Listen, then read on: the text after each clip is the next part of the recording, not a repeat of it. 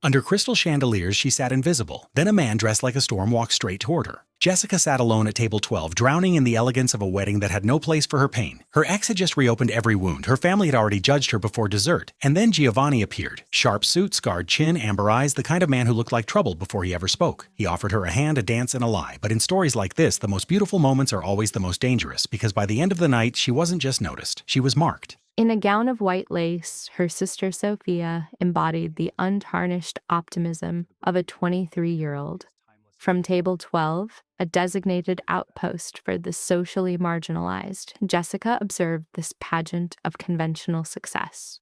She was positioned by the frenetic artery of the kitchen doors, a place where servers deployed champagne she could never purchase. The Grand Marquis Ballroom, a Chicago pantheon of crystal and marble, showcased the illuminated cityscape through glass walls, humming with dynastic wealth. Yet, a discordant note had already sounded. Security was converging on an individual at the front desk. 3 hours had passed since she had left Lily, yet the image of her 5-year-old's dejected face remained an indelible afterimage. Lily had begged to attend, to wear her thrift store burgundy dress and witness her aunt's ceremony. But Camilla, her pragmatic anchor, had articulated the brutal truth. High society functions and small children produce a volatile chemistry. Lily was safer at home, immersed in cinema, shielded from the impending verdict of family judgment that was already descending upon Jessica. That verdict was rendered at 7:30, the moment she arrived unaccompanied. A 28-year-old single mother in a 2-year-old dress. Her cousin Vanessa drifted by, presenting a 7-month pregnancy in designer maternity wear as if it were a championship trophy. And Vanessa's husband, who was also Jessica's ex, offered a nod so fleeting it was nearly a figment of her imagination. There stood Tyler, the man who had vanished after a positive pregnancy test, only to marry her affluent cousin 6 months later, feigning ignorance of the world he had incinerated. Jessica, by contrast, endured 12-hour shifts at Lurie Children's Hospital, returning home to a daughter's inquiries about a father, all while calculating the overtime required for rent. "Jessica, darling, no guest."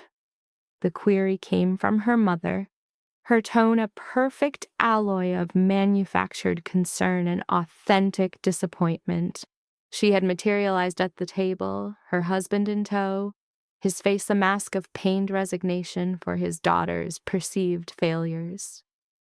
"We assumed you would bring a date. The Martinelli family is here. Their sons are exceptional prospects. They own that entire restaurant group." "I'm fine, Mom," Jessica countered, her smile feeling as fragile as shattering glass. "Lily sends her congratulations to Sophia." Ah, yes, the child. The deliberate infantilization of a 5-year-old was a telling blow. "Camilla is with her. It's a pity you cannot afford a proper nanny." They disappeared without awaiting a reply, migrating toward guests of higher social capital. They engaged with the family's elite, her sister Lauren, wife to a surgeon, cousins brandishing advanced degrees and robust stock portfolios. And then there was Jessica, the pediatric nurse, the medical school dropout who had traded a physician's coat for solitary motherhood, residing in a 1-bedroom apartment in a so-called up-and-coming neighborhood. In her pocket, her thumb had depressed 911. Maintaining an open line for tracing. Giovanni had urged her to delay filing a report to first learn which syndicate would retaliate. The 7-course meal was an interminable procession of flavors she could not perceive. The couple beside her debated a winter excursion to Aspen. A woman opposite displayed a diamond worth more than half a year of Jessica's salary. She merely smiled, a mask of placid engagement, wondering at what point her absence would even be registered. Then the music began for the first dance. Sophia and her new husband seemed to defy gravity. Her parents followed, a portrait of vicarious achievement. Lauren and her husband joined the ritual. Soon the floor was a constellation of paired cousins. Outside, the Chicago sky had turned to obsidian. The forecast had been clear, but a different script was being written. A subsonic rumble of thunder began to vibrate through the ballroom's foundation, a tremor beneath the melody. Rain cascaded down the glass partitions, transforming the city lights into a weeping abstraction of color. "May I have this dance?" The voice belonged to Tyler. The sound struck her with the force of a physical blow, seizing every muscle in her body. She turned to face him, standing alone. Vanessa was presumably holding court elsewhere. "No, thank you." Her voice was sterile, the same clinical tone she reserved for distraught parents at the hospital. "Come on, Jess, for old time's sake." He deployed the boyish affectation that had once been effective before she understood it was his only asset. "Let's be adults." "We are being adults." The answer is still no. She redirected her gaze to the dance floor in a clear act of dismissal. He remained. "It doesn't have to be this way. I made a mistake, I'll own that, but—" "Tyler." She rose from her seat, the facade of civility finally fracturing. "Return to your pregnant wife, dance with her, and remove yourself from my presence." "My pregnant wife," he retorted, the charm dissolving into pure venom, "is carrying my legitimate heir, unlike the error that cost you a medical degree." A physical response would have been warranted. Instead, she remained motionless, observing his retreat to Vanessa, who awaited him at the dance floor's edge. Across the expanse, Vanessa's eyes met hers. A proprietary hand rested on her abdomen. She offered a quiet, devastating smile that communicated a single word: victory. As the music transitioned, the floor swelled with couples, their gentle motions a stark counterpoint to the tempest raging within Jessica.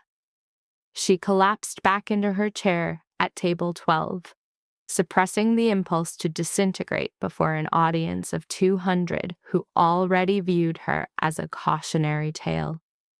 It was then that she noticed him. He was at the bar, an entity apart from the crowd, yet its undeniable focal point. He stood perhaps 6'3" with a physique sculpted by discipline. His black suit was impeccable, but his face arrested her.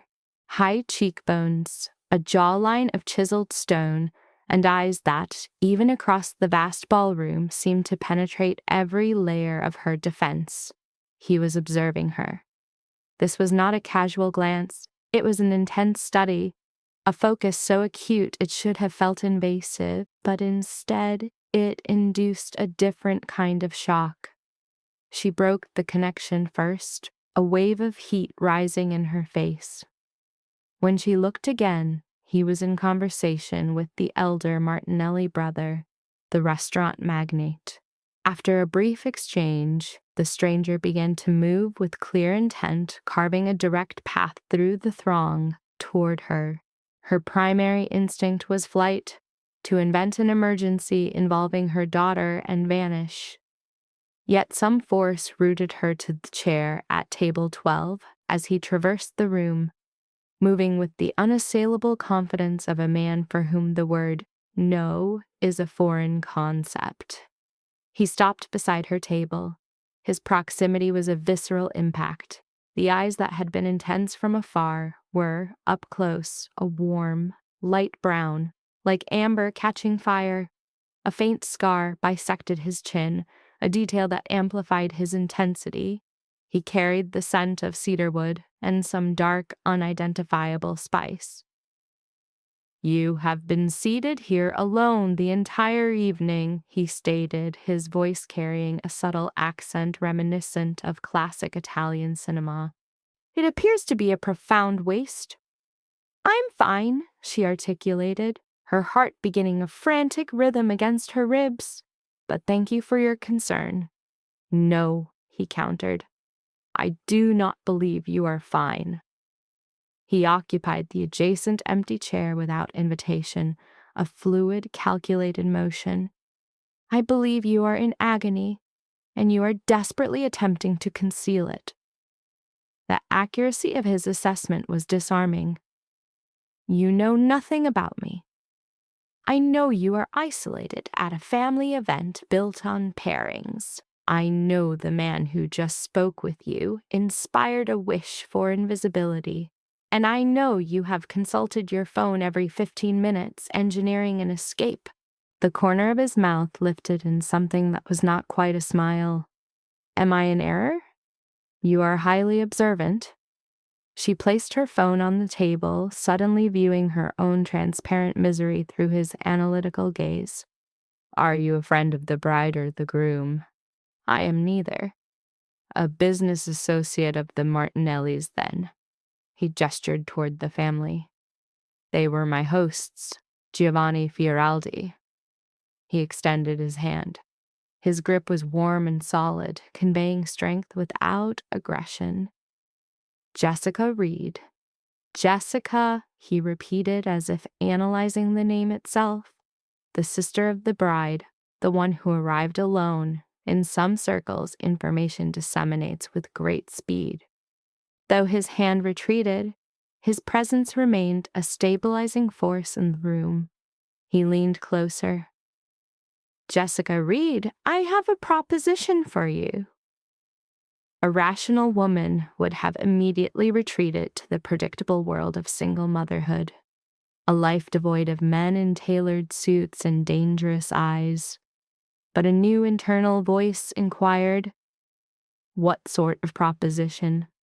Giovanni moved nearer, his voice a confidential undertone against the ambient noise. Dance, act as my wife for the evening.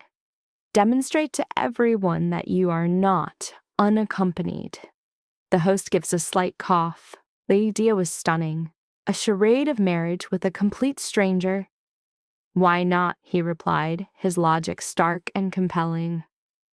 It resolves both of our immediate dilemmas.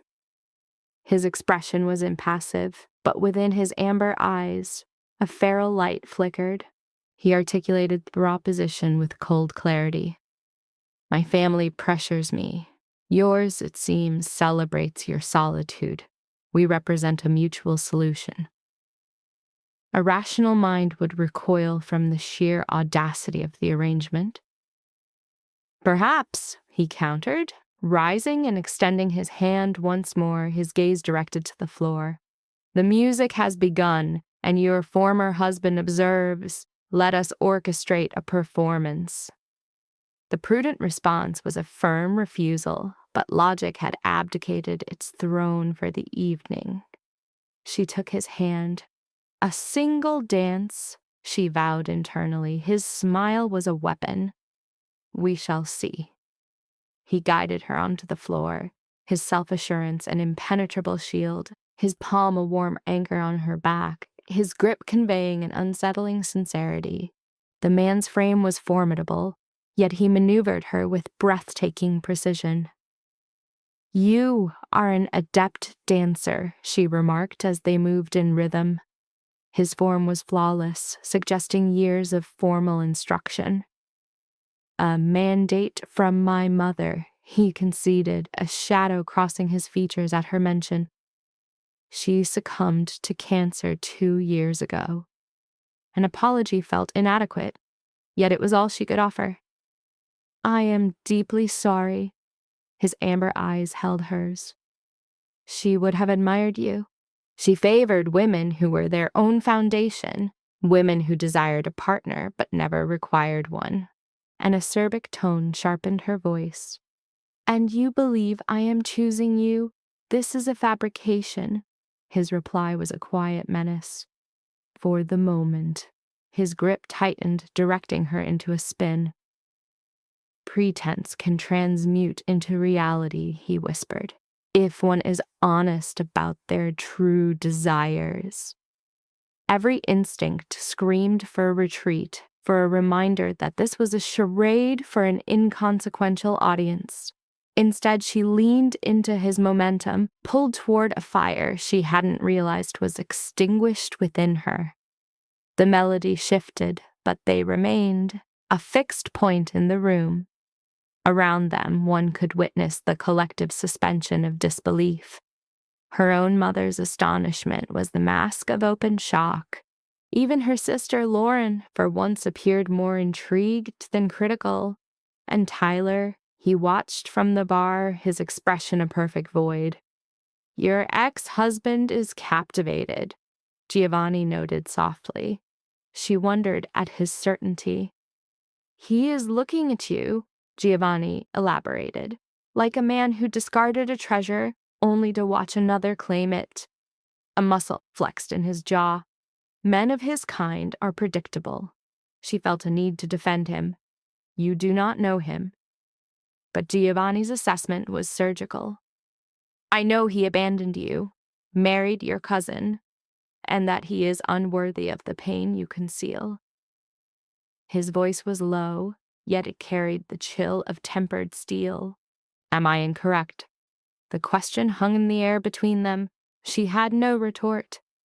"You are arrogant," she finally managed. "I prefer the term observant," he countered, leading her through a fluid turn. "And I am correct." Anger flared within her. Being right does not grant you the license to be cruel. His response was disarmingly simple. "No, but being honest does." After a beat, he quietly conceded a boundary had been crossed, admitting to a personal flaw, an impulse to mend what is broken. "I am not a problem," she snapped. "No," he affirmed, his thumb tracing slow, deliberate circles on her back. "You are a woman who merits far better. Permit me to be that for you, if only for this night." The music concluded, met with a swell of applause. He released her with a tangible reluctance, then offered his arm. "Your family will have inquiries." He was not mistaken. The moment they reached their table, her cousin Sandra descended, her eyes glinting with curiosity. "Jessica, concealing your companion, are we?" she purred. "Will you not make an introduction?" Attempting a casual air, Jessica complied. "This is Giovanni Fioraldi." "Giovanni, my cousin Sandra." His responding smile was polite, a perfect cipher. "A pleasure." He offered a compliment at the wedding, to which Sandra clarified she was merely a distant relative. Her gaze, however, was conducting a thorough appraisal, cataloging the fine tailoring of his suit. "Are you from Chicago?" she probed. "I reside there now," he answered smoothly. "I am originally from Naples. Business brought me here." His arm came to rest on the back of Jessica's chair, a gesture simultaneously possessive and protective. "We have been seeing one another for a few months, maintaining our discretion. Jessica values her privacy." The falsehood was delivered with such conviction it felt authentic. Sandra could only stare, her mind struggling to process this new variable. "A few months," Sandra echoed, her skepticism plain. "You never mentioned it." Jessica corroborated his fabrication, affirming her preference for privacy, her hand trembling slightly as she reached for a glass. Sandra's nod was laced with feigned sympathy. "Of course. Well, you have certainly upgraded." She leaned in conspiratorially. "He's a marvel. Where did you meet?" Before Jessica could invent a scenario, Giovanni interceded. "The hospital," he said, his tone saturated with sincerity. "Her quick thinking saved my partner's son." He then turned a look of such manufactured adoration upon her that her breathing momentarily ceased. "I invited her for coffee as a gesture of thanks," he continued. She declined 3 times before finally acquiescing. Sandra laughed. That is classic Jessica. And so the evening progressed. A procession of inquisitive relatives approached, and with each encounter, Giovanni flawlessly wove their fictional history from threads of truth. He recalled every detail she had shared with him. He knew her daughter Lily's name, her age of 5, her passion for drawing. The portrait he painted was a masterful illusion. When they were finally granted a moment of solitude, she could only articulate one thought. You are far too skilled at this. As the celebration began to wane, she seized the opportunity to question him. At deception? He asked, a faint smile touching his lips. It is an essential skill in my profession. A world he vaguely defined as business. Import and export, he clarified, his fingers intertwining with hers. Restaurants. The Martinellis are among my suppliers. That is my reason for being here. She scrutinized his features, searching for any sign of falsehood. Is that all? His thumb brushed against her palm. Were you anticipating something more illicit? Her denial was resolute. This is not about seeking a thrill. She attempted to withdraw her hand, but his grip was unyielding without being harsh.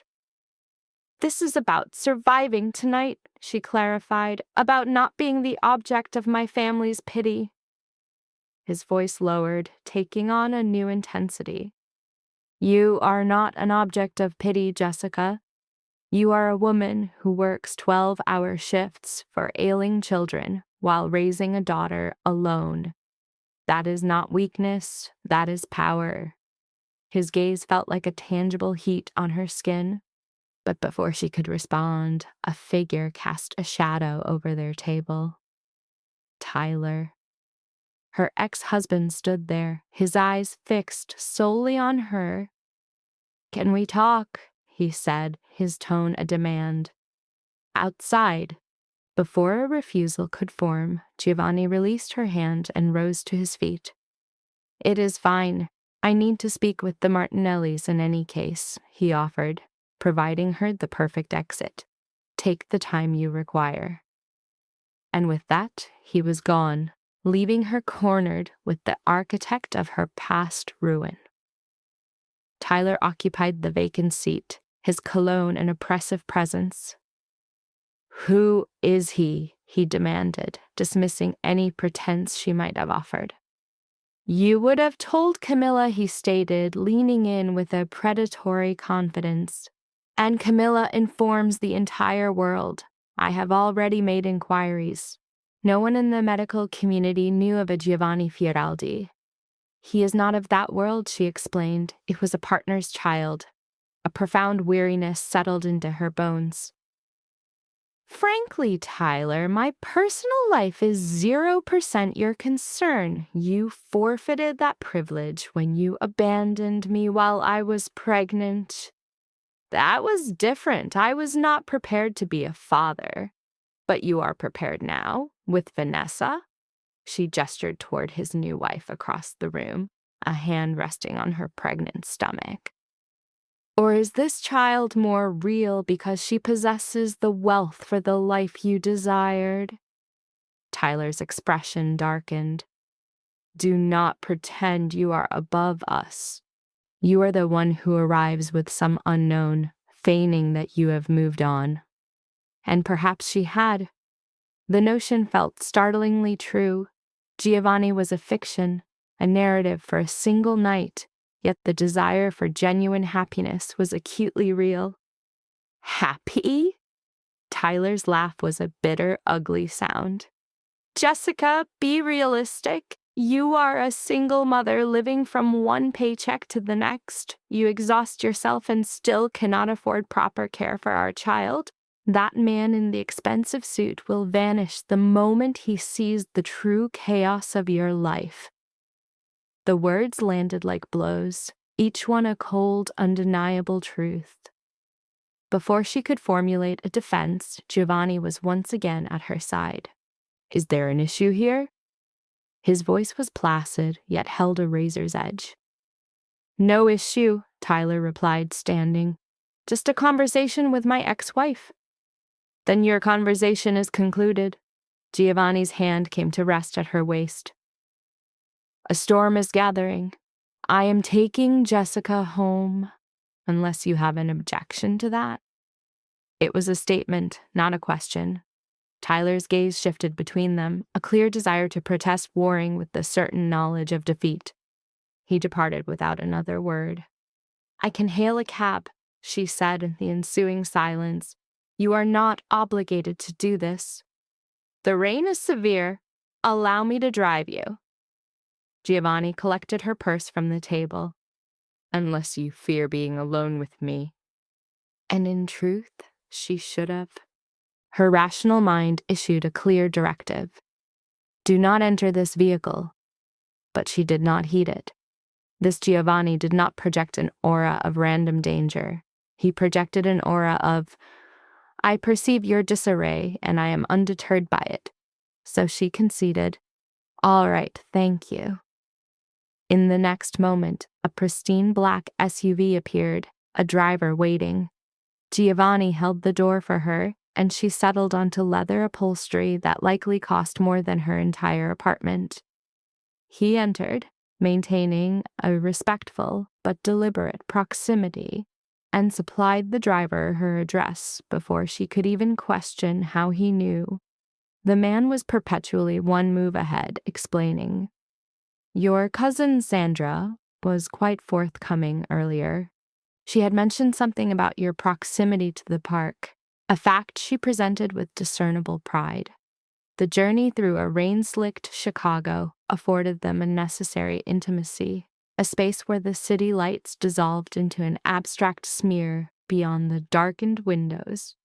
Breaking the charged silence, she offered, "Thank you for what happened tonight." His response was purely transactional. "My actions served us both." Giovanni shifted, his features carved by the moving shadows, like a figure of authority. "But my earlier proposal was entirely sincere, that we continue this performance for a few weeks, just long enough for your family's scrutiny to wane and for mine to cease their pressure about marriage." "That is a deranged idea," she countered. "You have said that before, yet you still accepted my hand for a dance." In the darkness, his hand then closed around hers, a sudden, definitive gesture. "Jessica, consider the logic. You require a reprieve from your family's narrative, and I from mine. It is a system of mutual benefit." "By deceiving everyone we are close to," she retorted. "No, by granting ourselves sanctuary from their incessant judgment." He applied a subtle pressure to her hand. "A few weeks is all it would take. We engineer a quiet separation, no one is wounded, and each party resumes their life." She knew the rational answer was a firm refusal. The proposal was a conflagration of poor judgment. Yet seated there, the sensation of his hand on her back, a lingering echo from their dance, she found herself contemplating the impossible. "I have a 5-year-old daughter," she stated, her singular condition. "She will not be implicated in this. No fabricated relationship will touch her world. I understand completely." "That is the deal. This remains strictly in the adult sphere. And should either of us wish to withdraw, it happens without complication. That is self-evident." With the pact verbally sealed, Giovanni produced a business card from his jacket. "Consider it. Contact me if you consent." The vehicle slowed to a stop before her building. He escorted her to the door through the rain, a perfect pantomime of a gentleman, waiting until she was securely inside before departing. From the lobby, she watched the SUV disappear into the Chicago storm. The small card in her palm felt impossibly heavy, a tangible piece of a fateful choice. She should have discarded it, erased the surreal night, and returned to her existence of 12-hour shifts, mounting bills and the role of the family disappointment. Instead, she secured the card and ascended to her apartment, keenly aware she was on the precipice of a profoundly misguided decision. Monday morning arrived with a 6 o'clock alarm. She forced herself from bed on a scant 3 hours of sleep, her thoughts still ensnared in the feedback loop of Saturday night. The memory of Giovanni's touch, the undisguised rage on Tyler's face at the sight of them, and the business card that felt like a hot coal in her clutch. Her daughter, Lily, was already awake, constructing a tower of blocks and humming an indistinct melody. The child looked up, her blue eyes, a 100% genetic inheritance from her contemptible ex, Tyler, though thankfully the only one, wide with innocence. "Good morning, my sweet. Did you enjoy your time with Camilla?" "We baked cookies, and we watched the princess film 3 entire times." Lily abandoned her blocks to deliver a powerful hug. "Camilla mentioned you attended Aunt Sophia's wedding. Was it beautiful?" "Incredibly beautiful." She kissed her daughter's hair, inhaling the familiar scent of baby shampoo. "All right, get your clothes on while I prepare some food. We must leave in 40 minutes. Her 12-hour shift at the Children's Hospital commenced precisely at 7 o'clock. She delivered Lily to kindergarten by 6:30, then navigated traffic to clock in with only 3 minutes remaining. The pediatric ward was its customary symphony of chaos. The insistent beeping of machines, the palpable anxiety of parents, and the sterile odor of bleach that had become her second skin. Her phone began to vibrate incessantly before she had even completed her morning rounds. It was a textual deluge from her family, who had evidently dedicated their Sunday to dissecting the appearance of her mystery companion.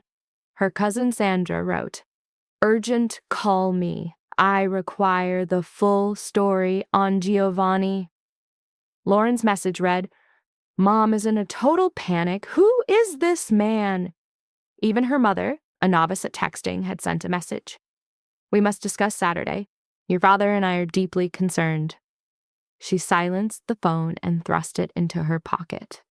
Whatever narrative she had instigated would have to wait. She was responsible for the well-being of small, vulnerable human beings. The morning became a whirlwind of administering IVs, dispensing medication, and soothing a 7-year-old girl during a severe asthma attack. By midday, she had nearly succeeded in banishing Giovanni and his ludicrous proposition from her mind. This was her truth: ailing children, exhausted nurses, and financial strain. She was in the process of updating a patient's chart when her ex, Tyler, materialized at the nurse's station. His presence on this floor was a breach of protocol, but Tyler had always possessed a talent for talking his way into spaces where he did not belong. "We have to talk," he demanded, positioning himself directly in her path, his proximity an invasion. "Immediately." "I am at work," she replied, attempting to move around him. "And you are not permitted to be here." "I informed security I was visiting my daughter." His jaw was a tight, hard line.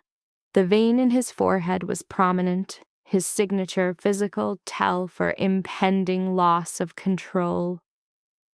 "Which ought to be my right. You consistently prevent me from seeing her." "You consistently fail to request to see her," she retorted, her voice a controlled whisper as her colleagues feigned obliviousness. "And since Lily is not a patient, that fabrication will not hold up to a security verification." Tyler leaned closer, his voice sinking to a venomous hiss. "Who, in God's name, is Giovanni Fioraldi?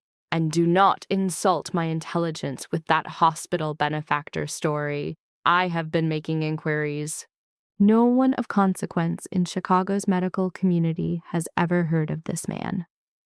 Perhaps, she offered, striving for an air of nonchalance, that is because his world does not revolve around your insular circle. Perhaps his entire existence is not predicated on impressing your affluent friends. She finally maneuvered past him.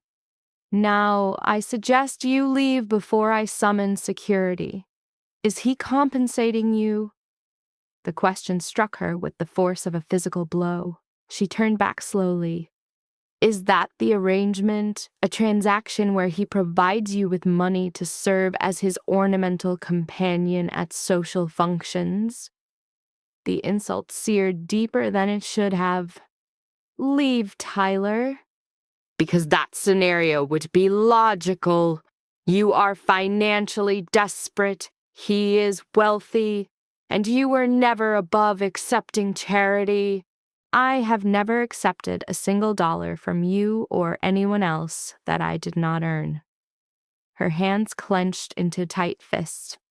I work for everything I possess, for everything Lily possesses. So you can take your vile fantasy of me as some destitute woman selling her company and you can discard it.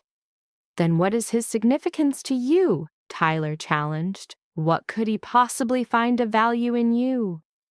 Something you were incapable of offering. Basic human respect. She turned towards the nurse's station. Security, please. There is an unauthorized individual on this floor. Tyler departed before security could arrive, but not before casting a look that communicated a clear message. This conflict was far from concluded. She trembled for the remainder of her shift, her hands so unsteady that she required another nurse's assistance to insert an IV. 7 o'clock at last signaled her release.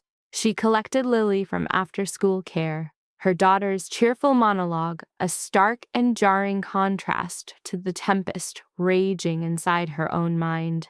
Every red light on the drive home became an opportunity to replay Tyler's vitriol, to contemplate Giovanni's card resting like a dare inside her purse, and to acknowledge that she stood on the brink of a catastrophic choice. At 8, her closest friend Camilla arrived for their Tuesday takeout tradition, her expression etched with concern. Jessica understood an interrogation was imminent. She simply waited, manipulating food on her plate, until her friend finally breached the silence. All right. Your mother, Sandra, and Lauren have all been inundating my phone, Camilla began. They are frantic to learn about a man named Giovanni. Jessica attempted a casual deflection, studying her noodles as if they contained some profound truth. It is nothing. It was a singular event, a dance at a wedding designed to make my family perceive me as something other than their perpetual project. A favor? Camilla's eyebrow arched into a skeptical curve. Jess, men who present like that do not simply perform favors. What is his true motive? He needed his family to cease pressuring him into marriage, and I needed mine to cease its pity. It was a mutually beneficial arrangement. Then came the crucial slip. It is, potentially. He proposed we extend the pretense for a time, she at last confessed, solely until the external pressures subside. Camilla leaned back, the sheer irrationality of the scheme finally registering. This is certifiably insane, Jess. You are aware of that, aren't you? I am, she affirmed, meeting her friend's gaze directly. But you were not there, Cam. You did not feel their collective gaze of pity or Tyler's look of judgment. For a single evening, I felt significant. Is that so unforgivable? Not unforgivable, Camilla replied, her tone softening as she took her hand. Merely dangerous. please give me your word you will exercise extreme caution. If this man represents trouble, you must withdraw. I promise." It was a promise already broken. She intended to call him the moment Camilla left. Her friend remained until 9:30, a supportive presence as Lily was put to bed. But once alone, she paced her kitchen, a prisoner to a fantasy she knew was fragile. At 10:15, amidst her indecision, a firm, authoritative knock sounded at her door. It was certainly not a neighbor. Through the peephole, she saw two men in dark attire, figures like modern reapers, one bearing a menacing tattoo that snaked up his neck. Jessica Reed. The man's voice was frigid and accented. "We must speak with you regarding Giovanni Fioraldi." Every survival instinct urged her to feign absence, to remain silent. "I have no knowledge of anyone by that name." A phone was then produced, its screen displaying a photograph from the wedding. The irrefutable evidence of her deception. She was there, held in Giovanni's embrace, the image radiating a fabricated intimacy. "You are his," the man declared flatly, "and that makes you our concern." "I am nothing to him," she retorted, her voice trembling. "We are merely acquaintances." She clutched her own phone as if it were a shield. "If you do not depart, I am calling the authorities." "Proceed," the taller man said, utterly unconcerned. "We will be gone long before their arrival, but we will return Jessica Reed, and we will expect your cooperation. Mr. Volkov dislikes being disregarded." With that, they turned and walked away, leaving her a quivering wreck on the other side of the door, her heart hammering against her ribs. She was left with an unfamiliar name and a profound terror that had settled deep within her bones. In that moment, the charade dissolved, replaced by a terrifying certainty. She retrieved Giovanni's card from her wallet, its silver script seeming to burn with significance. This was her exit, the chance to sever this nascent connection before his world fully consumed hers. Yet facing the abyss, she dialed his number. He answered instantly. "Jessica." A torrent of words escaped her. Two men had been there. They carried photographs. They spoke the name Volkov and vowed to return. An unnerving silence then descended upon the line. His voice then returned, a study in absolute composure. "Secure the door. Grant entry to no one. My arrival is in 15 minutes. Giovanni, what is unfolding? Who were they? An explanation will be provided upon my arrival. Remain there and do not leave Lily's side." The connection severed. She engaged every lock, then glanced at her sleeping daughter, oblivious to the high-stakes gamble her mother had just accepted. 14 minutes later, a knock. Through the peephole, she saw him, and beside him, a man built like a fortress. "This is my associate Franco," Giovanni stated, stepping inside. His gaze canvassed her modest apartment, not as a home, but as a tactical environment. He demanded to know every word that had been spoken. As she recounted the encounter, Franco stood sentinel by the window, a human bulwark against the unseen threat. With each detail, Giovanni's features hardened, the scar on his chin becoming more pronounced. "The Bratva," he pronounced at last. "A Russian syndicate. They are challenging my claim to this territory. Someone leaked the wedding photos. Someone informed them you were mine." "How?" she whispered. "We've only just met." The memory of his touch, their dance, now felt like a profound betrayal. The perfect illusion had been so simple to embrace. "They are not concerned with truth," Giovanni clarified, after a swift, hushed exchange with Franco in Italian. They are concerned with leverage. The responsibility for this is mine. I should have anticipated this move. What is their objective? To use you as a means to reach me, to compel me into a ruinous agreement I cannot accept. His eyes held hers, filled with a regret that offered no comfort. Jessica, I am sorry. You were never meant to be part of this. Then we end it, she pleaded. We can tell them it is not real. Too late, Franco's gruff voice interjected. They have already designated you his vulnerability. Reality is now irrelevant. Her strength failed her, and she collapsed onto the sofa. So what is our next move? Giovanni knelt before her, his intense gaze compelling hers. Now, I give you my protection, you and Lily, but I require your complete and total trust. Can you offer me that? Her mind screamed for her to refuse, to expel this entire nightmare from her home. But caught in his stare, a single irrational word emerged. Yes. Within 30 minutes, 2 bags were packed, as her daughter dreamed on, wholly unaware that her mother had just enlisted them in a clandestine war. Camila arrived 20 minutes after being summoned, her expression a mixture of fear and resolve, a friend accustomed to crisis. Is this a temporary measure? She whispered, packing Lily's cherished toys. You are not truly involved in this, are you? It was meant to be, Jessica affirmed, forcing clothes into a duffel bag. A fabricated arrangement for a few weeks. Now a Russian crime syndicate believes I am a strategic asset. The Russian mob. Hearing the words spoken aloud caused Camilla to sink onto the child's bed. Oh, Jess, what have you stepped into? I do not know. Her hands trembled so violently she struggled to zip the bag. He claims he will protect us. That is the only assurance I have now.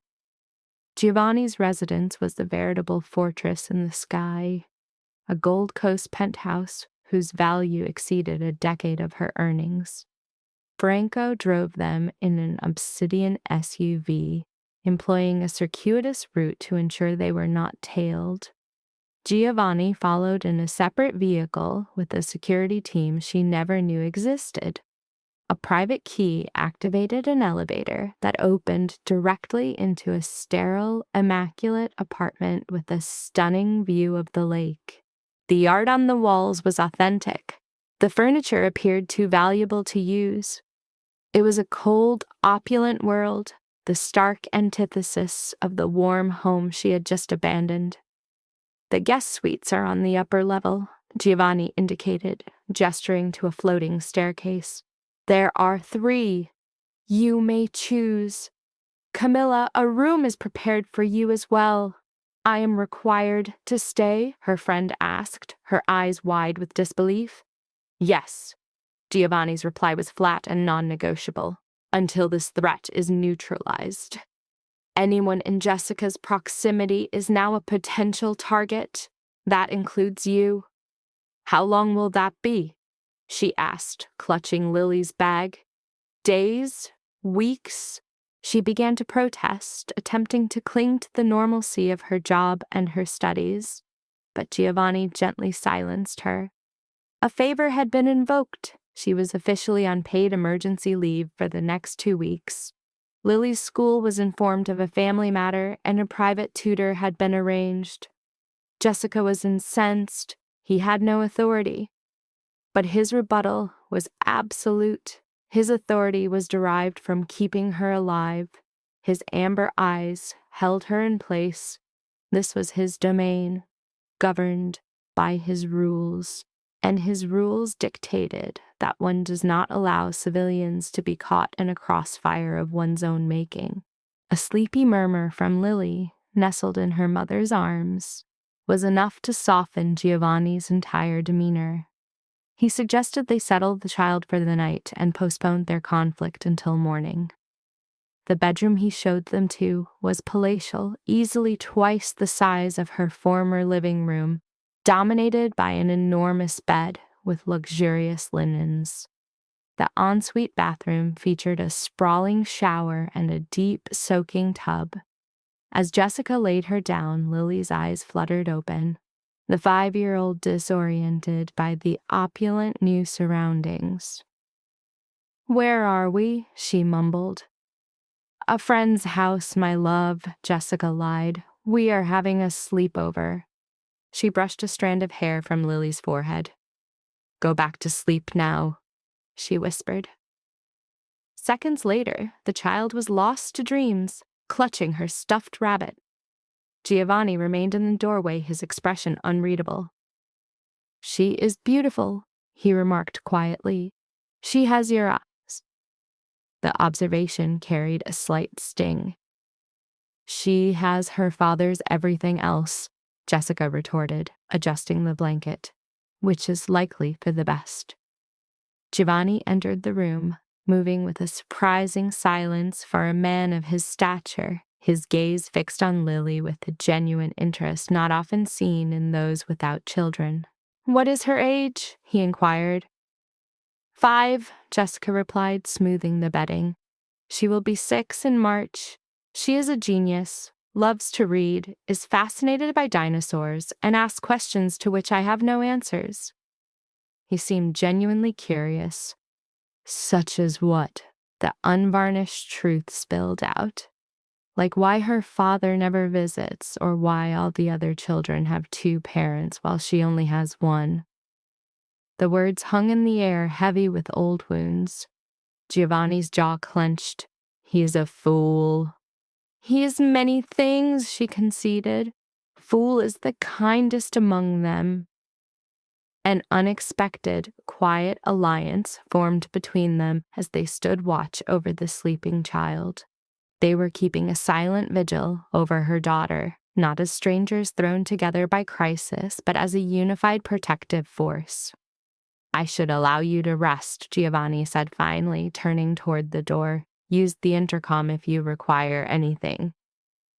Just before he departed, she called to him, "Giovanni, thank you."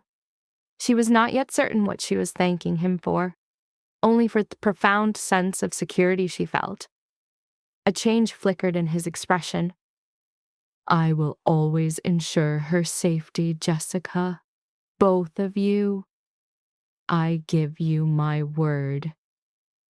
And with that vow, the subsequent 3 days became a surreal suspension of the life she had once known. On Wednesday morning, Jessica awoke to find Lily already exploring the penthouse with the intense curiosity unique to a child. In the kitchen, Camilla prepared breakfast while Giovanni's voice emanated from his study, a flow of rapid Italian that sounded both elegant and lethal. At 10 o'clock, a pediatrician arrived for a private examination of Lily. The doctor was professional, but then Giovanni himself entered, interrogating him with questions about immunizations and a cold Jessica had only briefly mentioned. "You actually recalled me saying she had a cold?" Jessica asked after the doctor had gone.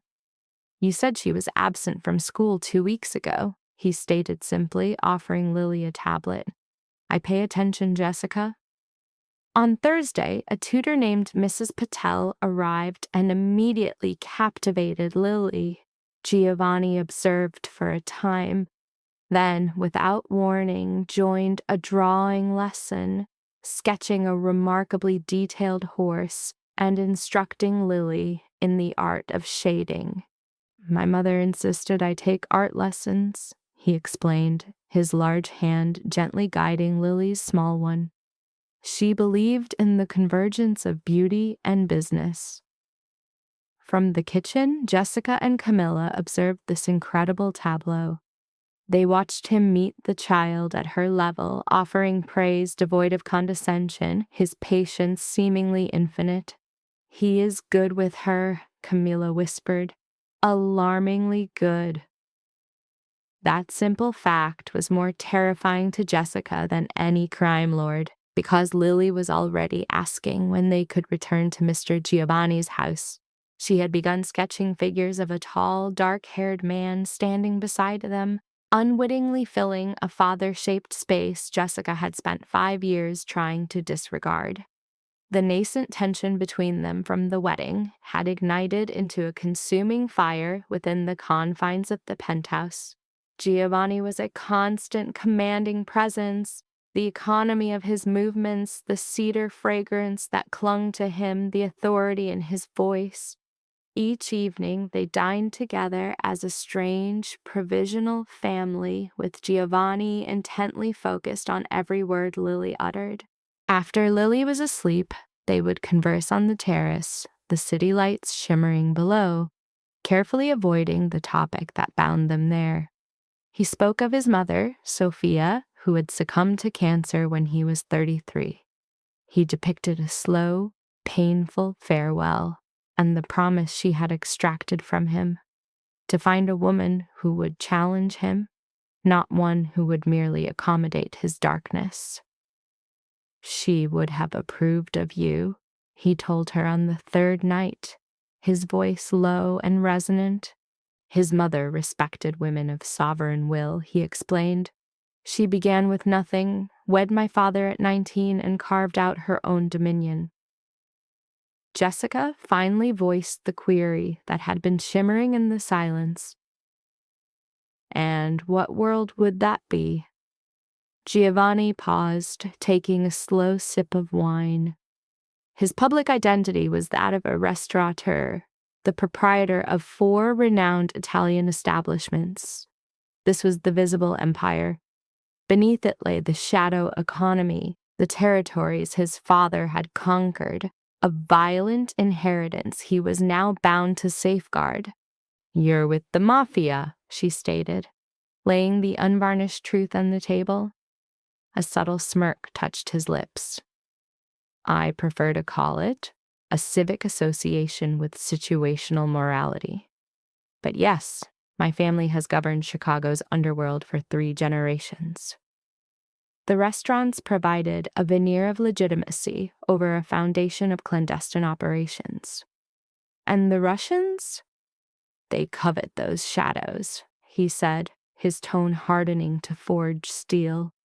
They were advancing, employing brute force where his father would have brokered a deal. I am pursuing diplomacy. They perceive it as a weakness. On a Friday afternoon, Franco entered the study, his expression a mask of grim finality. We've identified the breach, he announced, foregoing any preamble. The origin of the photographs, the informant who exposed Jessica to the Bratva. Giovanni rose from his desk, his frame coiled with tension. Who was it? Franco's reply landed with the force of a physical blow. Her cousin, David Reed. He has been funneling intelligence to the Russians for 6 months. He saw the wedding photos online and recognized an opportunity for profit. Jessica felt the ground dissolve beneath her feet. David? My own cousin? Franco affirmed the betrayal. David had informed the Bratva that the marriage was a fabrication, but their chieftain, Dmitry Volkov, still identified her as a point of leverage. His current location? Giovanni's voice was stripped of all warmth, becoming pure ice. Here lay the complication. The Russians were holding him, an insurance policy against any retaliation. Were Giovanni to make a move, they would eliminate David simply to demonstrate their resolve. The room began to tilt. It was her foolhardy, debt-ridden cousin David who had sold his own kin to mobsters to erase his gambling losses. We cannot simply forsake him, she heard her own voice say. He is a fool, but he is our family. Giovanni's features were like chiseled stone. He jeopardized you and Lily, her gaze locked with his. Family is not predicated on loyalty, Giovanni. Or on intelligence, she countered sharply. What would your mother have done? The question struck its intended target. His jaw tightened before he commanded Franco. Arrange a meeting with Volkov. I will hear his terms. Franco cautioned him. It is a trap. I am aware, Giovanni responded, his eyes fixed on her. But it seems I chose a poor time to develop a conscience. They arrived at a warehouse in Chicago's industrial sector, the scent of the lake penetrating the vehicle's air conditioning. The Friday night atmosphere was cool, the clouds heavy with unspoken rain. Beside her, Giovanni was a paradox, her protector and her greatest source of fear. You can remain here, he proposed for the third time. Franco and I are capable of managing this. I was the leverage, she retorted. I will be present for the negotiation. A message from Camilla confirmed Lily was asleep, asking for her return time. Home. It was a term she now associated with his penthouse after a mere 5 days. You suggested she would want them to understand I was more than a pawn in their game, Jessica reminded him. My mother, he said, his hand closing over hers, would have many things to say, largely with words you ought not to hear. I spent 3 years in a hospital, she replied. My tolerance is high. The warehouse emerged from the gloom, a corroded concrete behemoth. 2 black sedans were parked outside, their occupants leaning against them with the casual menace of professional killers. Franco exited first, surveying the surroundings with practiced expertise before signaling that it was clear. They stepped into an atmosphere that tasted of rust and decay. A silent Russian gestured them inside, into a setting seemingly lifted from a film. It was a vast cavern filled with shipping containers and illuminated by weak, dust-filled light. At its center stood a folding table where 2 men awaited them. She recognized the younger one, the aggressor from Tuesday. The older man could only be Dmitry Volkov. He appeared to be in his late 50s, his gray hair styled in a severe military cut, his eyes chilled by a lifetime of inflicting cruelty. Mr. Fioraldi, Volkov's accented English was like fractured glass. You have brought the woman, a distinctly American gesture. Jessica elected to be here, Giovanni countered, pulling out a chair for her. This concerns her. Only because you have allowed it to, Volkov retorted, his gaze appraising her. A fine prize. We are aware this union was merely a performance. Our origins are irrelevant, Jessica interjected, preempting Giovanni. Your leverage is me, which grants me a position at this table. The younger man began to chuckle, but Volkov silenced him with a single glance. Audacious, the old man observed. Your cousin David spoke of your pride, the very reason you denied him funds. His voice deepened. Are you aware of David's whereabouts, Jessica Reed? Franco indicated he is with you. Indeed, in a nearby cellar. He owes $30,000. He provided details about you to settle his account. Volkov produced a phone, displaying its screen. Such a contented couple. It was an image of them dancing. The expression they shared was so authentic, so utterly devoid of pretense. It felt like a memory of something that had never occurred. David made his bargain. Giovanni's voice was low but threaded with steel. His debt is his own affair. Jessica, however, is our concern. Volkov put the phone away. Which makes her an asset. Let us discuss the terms. You will cede your 3 blocks downtown. In exchange, you receive David, and we cease our interest in the nurse. No. The word escaped her lips, causing both crime lords to fixate on her with profound astonishment. You do not get to threaten a family and then pretend this is a standard business transaction. Jessica, Giovanni began. No. She was on her feet, propelled by a surge of pure adrenaline that had consumed all fear, Threaten him. That is acceptable. That is the world you inhabit. But you invaded my home. You brought terror to the very place where my 5-year-old daughter sleeps. You have my foolish cousin who is undeserving of whatever you practice in your basement. What sort of man wages war on a child's sanctuary? What empire is founded upon the intimidation of women? The query hung in the oppressive silence. Do you believe shame is a weapon against me? Volkov's tone was flat, but a dangerous light kindled in his eyes. We trade in outcomes, Miss Reed, not in sentiment. Then here is your outcome, she proclaimed, the falsehood tasting like metal on her tongue. I am no longer afraid of you. You believed using me would break him. You only revealed your own nature, and I would see this world burn before you gain a single inch from my fear. In that instant, Giovanni rose, positioning himself as a human bulwark before her. He affirmed, "What Jessica has stated, I echo. But consider this." He presented a counter-proposal, offering Volkov the 3 city blocks. The stipulation, the Bratva must agree to a treaty forbidding any interference with family, any further abductions, and any presence where children reside. Volkov remained wary, searching for the deception. Then Giovanni delivered the decisive blow. I am giving you property I intended to divest.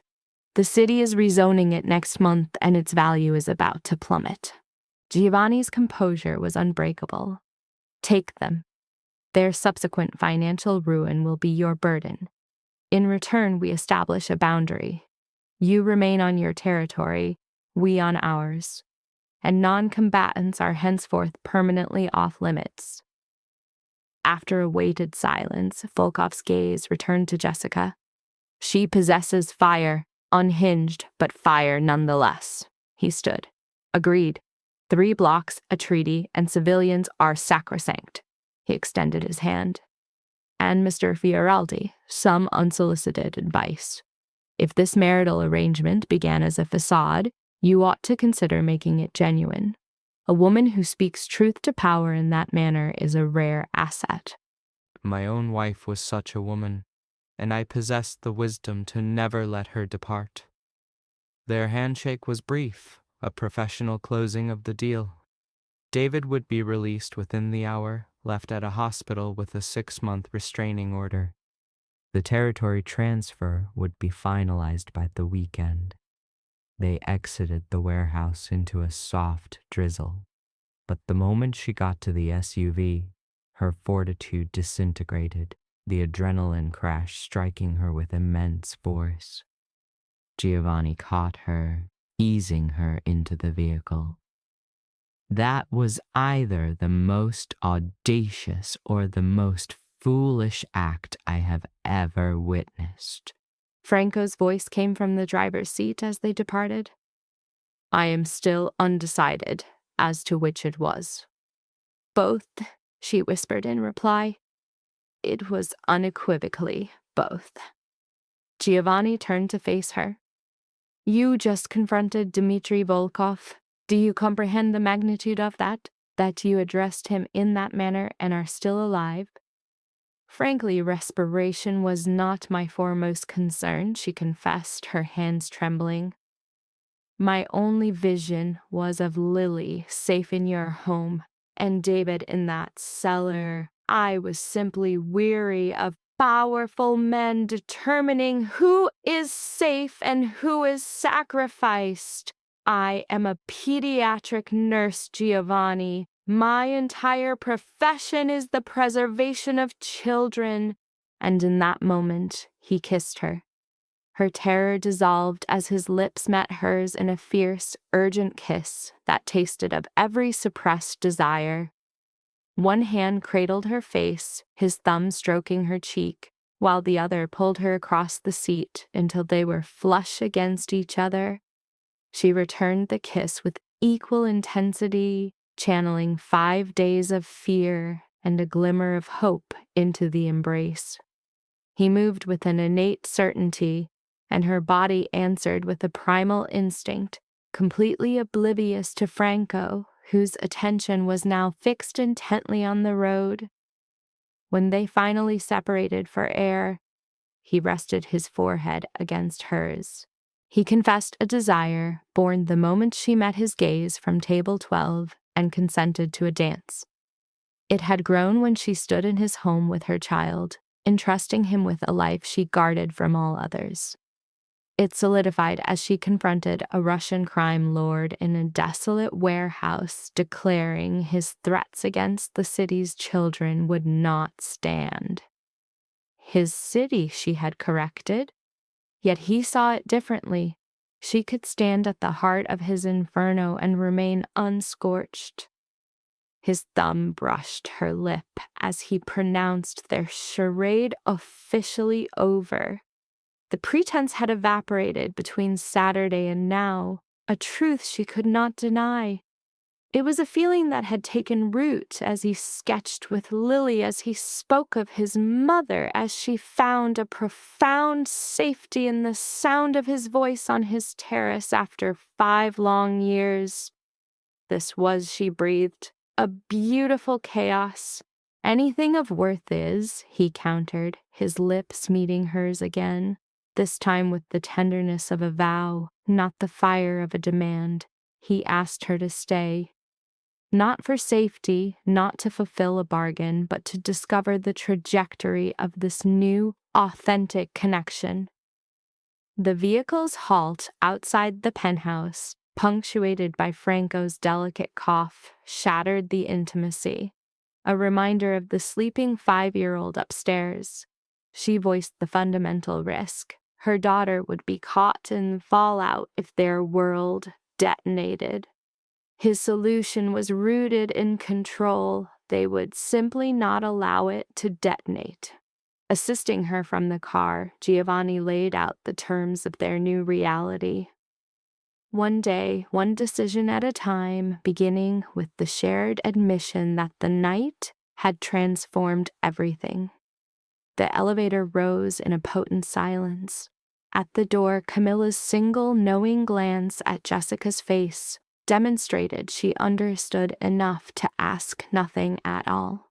As Camilla departed with Franco, Jessica and Giovanni were left in the immense living room near midnight, and the full weight of their recent compact began to descend. Her need to check on Lily was an instinctual retreat to the one pure thing in her life. He allowed her to go, but impressed upon her the true nature of his offer. Not a temporary haven, but a place to truly belong. Upstairs, Lily slept soundly, wholly unaware that her mother had just negotiated with criminals, and then embraced a man who made her forget every reason she shouldn't. Jessica simply observed her breathing. This incredible child she shared with a man who was entirely undeserving. She was left to question if she possessed the fortitude to risk 2 hearts on a man who just might be. Downstairs, Giovanni was a promise. Upstairs, her daughter was a dream. Upon the staircase between them, she confronted a truth more terrifying than any Russian assassin.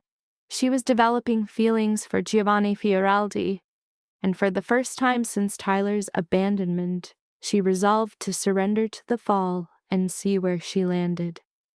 The first light of Sunday morning illuminated the penthouse, waking her before her alarm. Her mind was a loop of Friday night. The kiss, the warehouse confrontation, the chilling gaze of Dmitry Volkov, and the conviction in Giovanni's when he declared their arrangement had ceased to be an act. She discovered him in the kitchen, already dressed before 8 o'clock, preparing coffee. With Lily still asleep, a rare quiet settled between them. A conversation about the future was necessary, he stated, offering her a mug. Her own thoughts had been traveling the same path. Her hand sought the warmth of the ceramic as she spoke. Their pact was meant to be a fleeting deception, weeks of performance until their families relented. But now, Everything had become a tangled reality. Giovanni leaned on the counter, his perceptive amber eyes fixed on hers. He relayed Franco's morning update. David was discharged from the hospital with a 6-month banishment from Chicago. The Bratva situation was contained. The truce held. His words signified that she and Lily were now free to return to their former existence. Those words should have represented liberation. Instead, they felt like a final, closing door. She struggled to keep her voice even. The danger was gone. The arrangement concluded. She offered her gratitude, her farewell implicit. That was one possibility, Giovanni acknowledged, setting down his mug.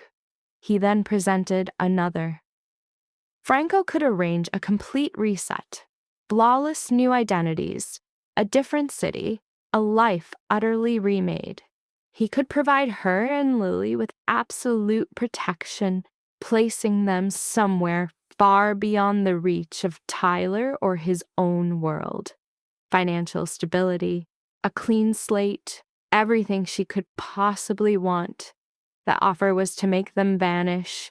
The concept struck her like ice water, a way to escape his world entirely.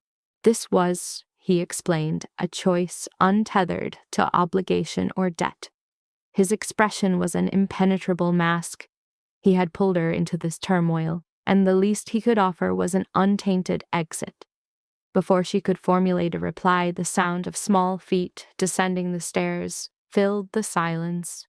Lily appeared in pajamas, her hair a charming mess, a stuffed rabbit in her grip.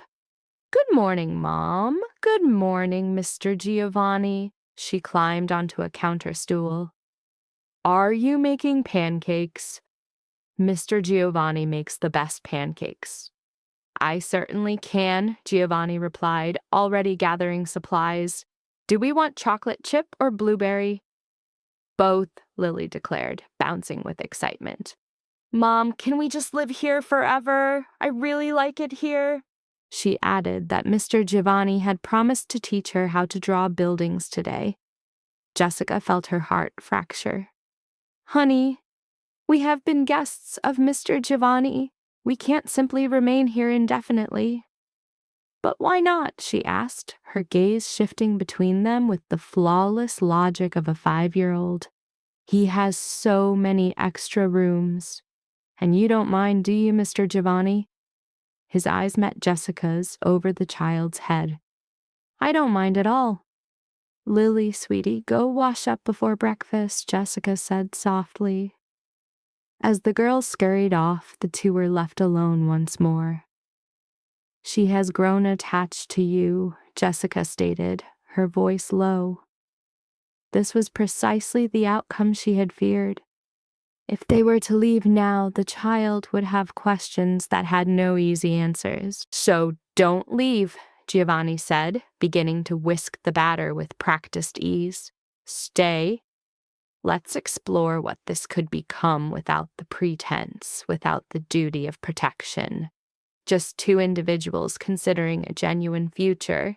You lead a crime syndicate, Giovanni. You bargain with mobsters. Your enemies could target me and Lily as leverage." Her knuckles whitened around her mug. How could she build a life for them with that constant threat looming? He countered that his world was not a separate entity. "It is a part of me, but so is the man preparing your daughter's breakfast who wants to teach her about architectural design." The man was a study in contradictions, orchestrating 3 nights of security vigils for her safety, yet capable of incinerating half of Chicago to protect her. Now he was flipping pancakes, implicitly asking her to accept the totality of his being, the gangster and the guardian. He wasn't asking her to embrace the criminal, but to contend with the complex truth of his identity. Before she could respond, Lily returned, excited for her art lesson and demanding more chocolate chips.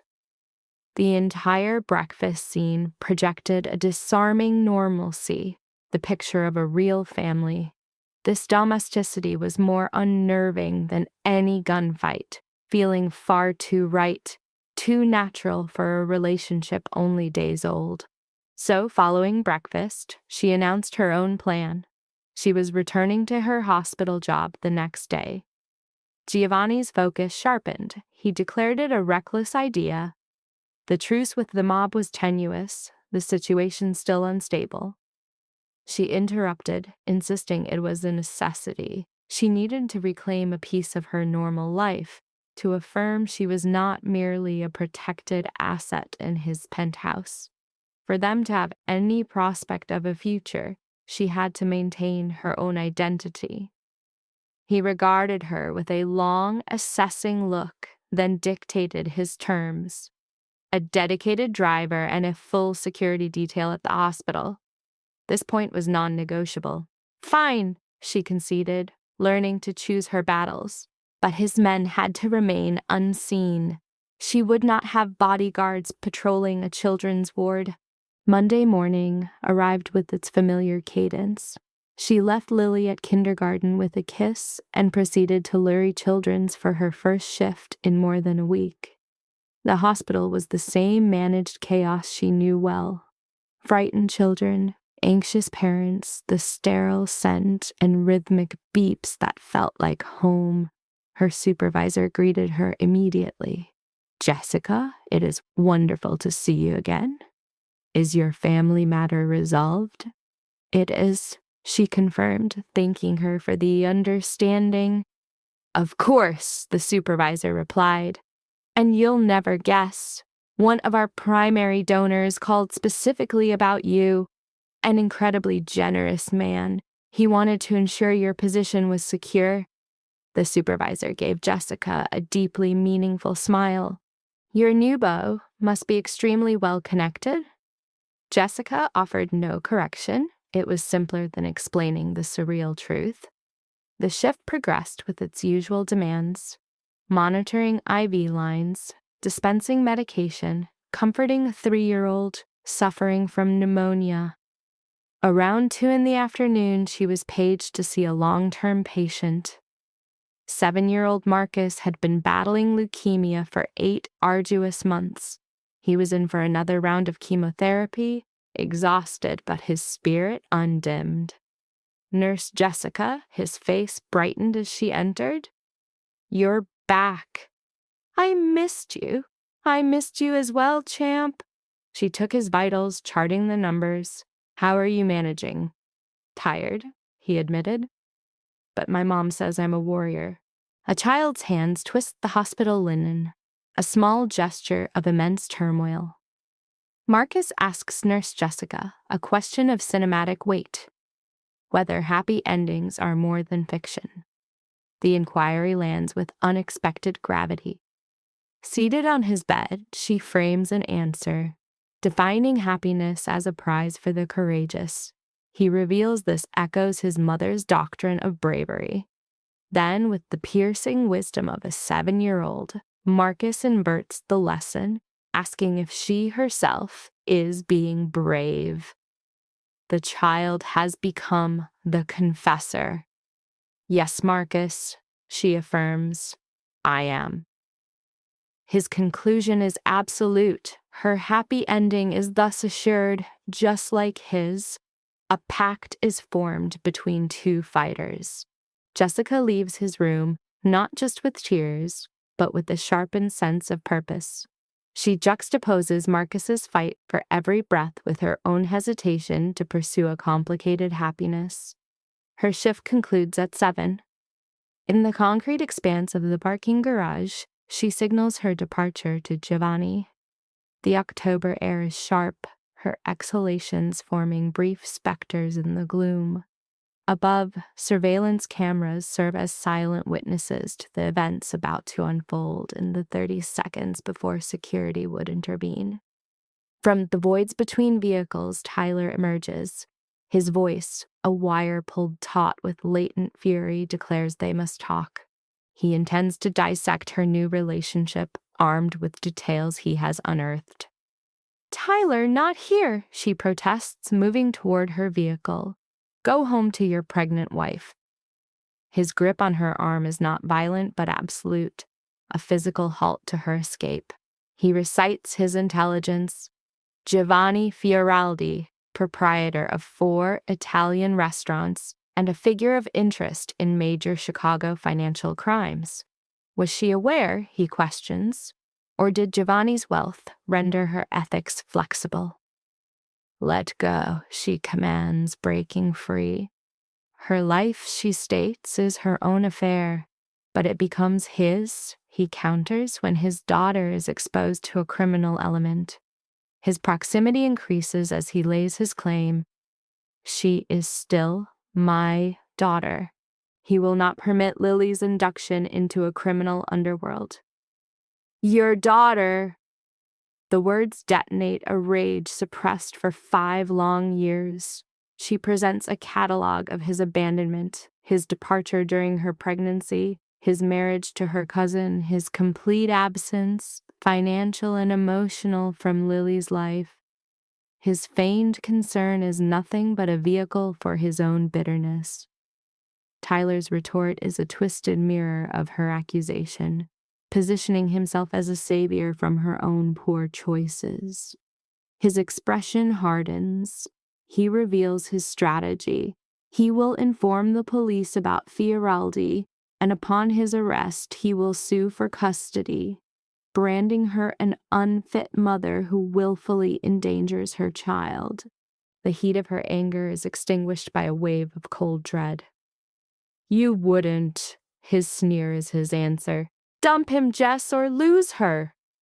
A new voice, sharp as cut glass, cleaves the tense air. That will not be an issue.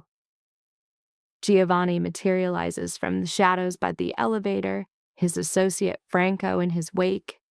Their advance is predatory, a deliberate closing of a trap. The blood drains from Tyler's face as he threatens to call security. I highly recommend it, Giovanni replies. His posture relaxed, but his gaze frigid. He would welcome the chance to explain why Tyler was menacing his girlfriend. Tyler's denial, I didn't touch her, is met with a simple, damning observation about the security footage. Franco offers a subtle nod to a blinking camera overhead, a silent red eye. The city of Chicago, Giovanni notes, prosecutes assault with vigor, particularly concerning an obsessive ex-husband. Tyler's bravado falters, his voice trembling. This isn't a threat, Giovanni clarifies, his advance continuing. It's an education in consequences. At Franco's name, an envelope is produced. It contains a meticulously prepared invoice for delinquent child support. 5 years of documented desertion. The document is the legal demand for approximately $43,000, and it is paired with a restraining order to be filed upon any future harassment of Jessica. Tyler seizes the documents, stammering that he never consented to child support. You vanished before she could file, Giovanni states, his tone dropping to absolute zero. Ghosting a family does not negate one's legal duties. His legal team, he assures, is relentless and prepared for a protracted court battle. He poses a simple question of resources. Tyler cannot win a war of attrition against superior lawyers. Tyler, cornered, asks if this is a lawsuit threat. Please do, Giovanni encourages, his smile unnerving. He invites Tyler to let a judge review the narrative of a deadbeat father who abandoned his pregnant girlfriend for her own cousin. Let the court, he suggests, determine the truly unfit parent. Giovanni then presents an alternative, his voice softening into a blade of cold mercy. Tyler can walk away, abandon his 5-year late performance of fatherly concern, and the legal papers will be shredded. This moment will be erased. The garage fills with a suffocating silence as Tyler weighs his options, his gaze shifting from the papers to the woman to the man who holds him in perfect checkmate. Fine, he spits, casting the envelope to the ground. She's all yours. His parting shot is a bitter curse before he retreats. Giovanni remains motionless, a statue of control, until the sound of Tyler's car is gone. Only then does he face Jessica. Are you okay? The answer is no. She is vibrating with residual adrenaline. The realization dawns on her. The investigation, the legal preparation, it was all preemptive. When? She asks. The moment he became a problem, Giovanni answers, retrieving the envelope.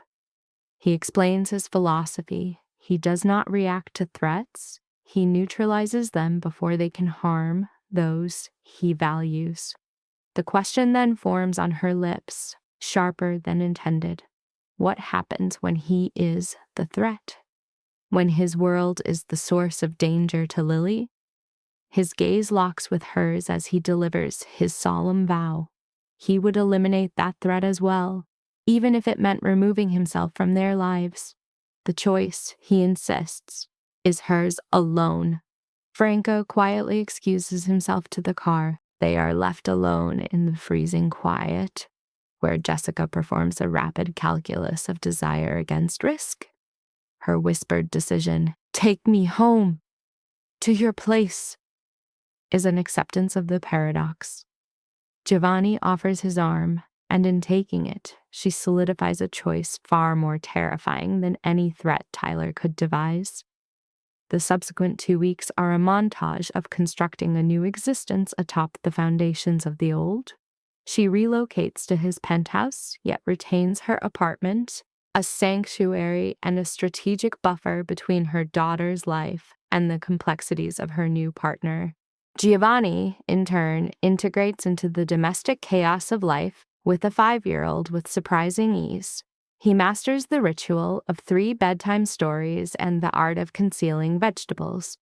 He endures a parent-teacher conference in a painfully small chair, listening as Mrs. Rodriguez praises Lily's brilliance. The teacher's observation about 2 such involved parents hangs in the air, uncorrected by either of them. Camilla, too, adapts to this new paradigm. She continues her after-school care, now transported by one of Giovanni's men, a quiet man named Anthony, who quickly joins their unconventional family unit, ferrying them between the penthouse and the old apartment for a taste of normalcy. "This is surreal," Camilla remarks one afternoon, watching Lily draw. 2 weeks ago, you were a struggling single mother. Now you're in a penthouse with a security detail. Jessica performs an old ritual, pouring tea, and asks if her happiness makes her a bad person. "It makes you human," Camilla replies, offering a caution. "Happiness that arrives this fast can vanish just as quickly." Jessica's own mother oscillates daily between elation at her daughter's fortune and terror at the shadows accompanying it. Lauren's support, however, is unexpectedly absolute. She extends an invitation for her 32nd birthday dinner on Saturday, to be held at Giovanni's newest restaurant. The stated purpose is to meet him not as a wedding mystery, but as the man who has restored her sister's smile. Saturday arrives on a cold wind, a harbinger of the coming winter. Jessica selects her attire with care, a forest green dress, a gift from Giovanni she had resisted. Lily is dressed in burgundy velvet, her hair in braids that took 40 minutes to weave. "You look beautiful," Giovanni says, his voice resonant as he greets them. He projects an effortless authority in charcoal gray, the open collar a calculated blend of elegance and menace, a shared aesthetic. Lily, effervescent, queries, "Mr. Giovanni, are we visiting your restaurant, the one famous for its breadsticks?" "A different establishment," he responds, meeting her at her own height. "This venue is dedicated to Northern Italian cuisine. However, I've arranged for the chef to create special breadsticks exclusively for you. Fioraldi's River North occupies a corner, its vast windows framing the Chicago River. A warm luminescence bleeds onto the sidewalk, while inside, the pleasant hum of conversation is audible. For this familial gathering, Giovanni has secured a private chamber, insulating them from the restaurant's public spaces. Lauren and her husband, Daniel, arrive first. Her sister exudes a familiar chic, her dark flowing hair representing an expense that likely dwarfs Jess's weekly food budget. Yet the embrace she offers is entirely authentic. "Happy birthday," Jess offers, presenting her gift, a first edition of a treasured childhood volume sourced from a vintage bookshop. "Jess," Lauren breathes, uncovering it. "This must have been incredibly expensive." "Not at all. I have a contact," Jess replies with a wink. "Your happiness with it is the only thing that counts." Daniel clasped Giovanni's hand with the unwavering steadiness of a surgeon, a man for whom holding lives in balance is a daily reality. It is a pleasure to finally connect a face with the name. Lauren has been quite inquisitive. "As is her right," Giovanni answers with characteristic smoothness. "I too would exercise caution if a new man entered my sister's life." Her parents are the next to appear. Her father seems confined by a suit he clearly despises. Her mother's gaze immediately begins to survey the environment, deconstructing every detail. They encountered Giovanni once at Sophia's wedding, but this moment carries a different weight. This is a formal evaluation of his suitability for their daughter. "Mr. and Mrs. Reed," Giovanni greets them, his charm polished and well-rehearsed. "I appreciate you joining us to honor Lauren's birthday." "This is your restaurant," her mother observes, accepting his handshake. "We are the ones who owe you our thanks." Sophia and her husband make a fashionably late entrance, radiating a distinct newlywed aura. Vanessa is the final arrival. At 8 months pregnant, she is defined by her belly. She is also pointedly unaccompanied. Tyler's absence creates a palpable void in the room, and her presence causes a knot to form in Jess's stomach. "Jessica," she murmurs, offering a brief, formal kiss to her cheek. "You look well." "You also," Jess responds untruthfully. The woman appears depleted, carrying a profound weariness that transcends pregnancy. "How have you been feeling?" "Enormous. Uncomfortable. I just want this child delivered," she replies, a hand resting on her abdomen. Tyler expresses his regrets. "A business engagement. The fabrication is so fragile as to be transparent." Tyler is transparently evading a confrontation involving both Giovanni and Jess. A fragment of her feels relief. Another fragment wishes he were present to witness what he had forfeited. Dinner unfolds as a grand performance, each course a work of art on porcelain. Giovanni clearly instructed his chef to spare no expense, and the kitchen complied. As the initial tension dissipates, conversation begins to circulate. Her taciturn father is soon lost in a discussion of architecture with Giovanni. Lauren and Daniel are probing him about the restaurant industry. Even her mother appears gratified by how Giovanni maintains their wine levels and procured a special, non-alcoholic cocktail for Lily in a sophisticated glass. But the gesture that truly captivates the family is observing Giovanni's interaction with Lily. The child, growing drowsy post-meal, rests against him on the bench.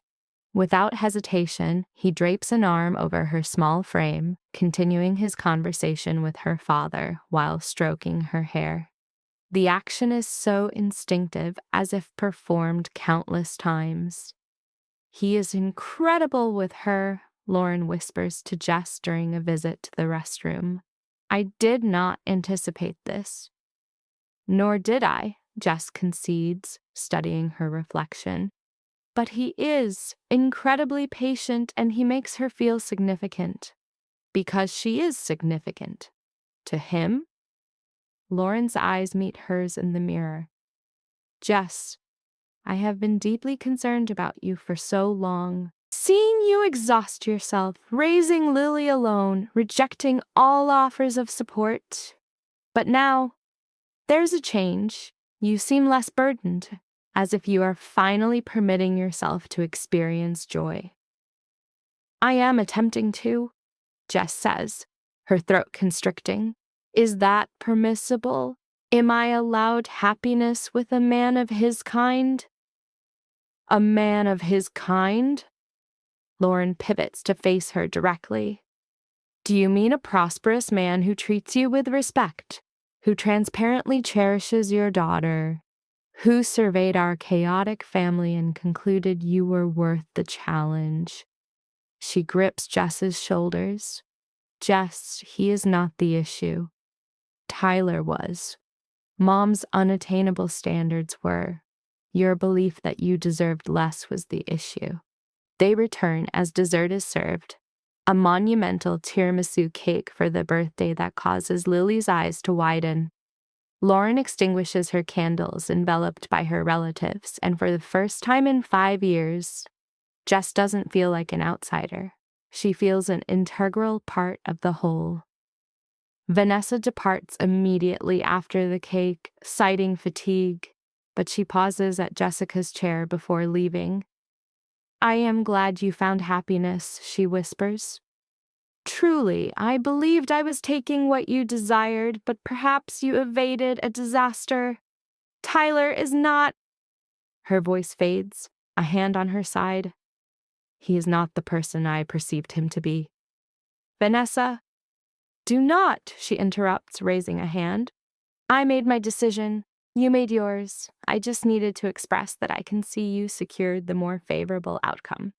She inclines her head toward Giovanni, who is now demonstrating to Lily how to fold a napkin into a swan. Do not lose him. Men like him are uncommon. She departs before Jess could formulate a response, leaving her with a multitude of questions and a strange feeling of compassion. The evening gradually draws to a close. Her parents express their gratitude to Giovanni repeatedly. Her father even suggests they should dine together again soon. Sophia and her husband propose a double date. Lauren gives Jess a powerful hug, whispering that he has her 100% endorsement. They journey home through Chicago's luminous night with Lily soundly asleep in her car seat. Giovanni's hand finds hers in the dim light, their fingers intertwining. Your family approves of me, he observes, his tone one of genuine astonishment. They are utterly captivated by you. Indeed, there is a distinction, she retorts, squeezing his hand. You completely charmed them, even my mother, which I considered an impossible feat. I possessed an inside collaborator, he confesses, gesturing toward Lily. It is rather difficult to resent a man whom their child has already claimed. Is that what transpired? She informed your mother tonight that I showed her how to sketch buildings, and now she intends to become an architect just like her. His voice carried that warmth she was growing accustomed to. Then she declared I was her favorite adult, second only to you and Camilla, and her heart yielded a little further.